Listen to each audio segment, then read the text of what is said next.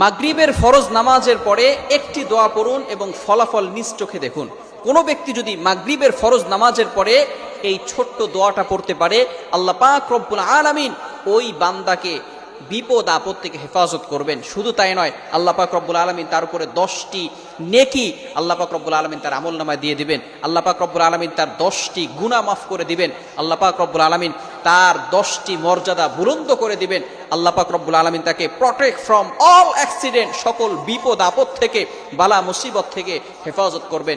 বড় বড় রোগ থেকে আল্লাহ পাক রব্বুল আলামিন ওই দিন তাকে হেফাজত করবেন। আল্লাহ পাক রব্বুল আলামিন অ্যাক্সিডেন্ট থেকে তাকে হেফাজত করবেন। আপনাকে যদি ঘরের ভিতরে আগুন লেগে যায়, আগুন লাগা থেকে আল্লাহ পাক রব্বুল আলামিন আপনাকে হেফাজত করবেন, যদি খালি আপনি একটি আমল করতে পারেন। শুধু তাই নয়, আল্লাহ রাসূল সাল্লাল্লাহু আলাইহি ওয়াসাল্লাম বলে দিয়েছেন, সারা রাত ধরে ওই বান্দার জন্য ফেরেশতারা আল্লাহ তাআলার কাছে দোয়া করতে থাকবে। শুধু তাই নয়, 4 জন গোলাম আজাদ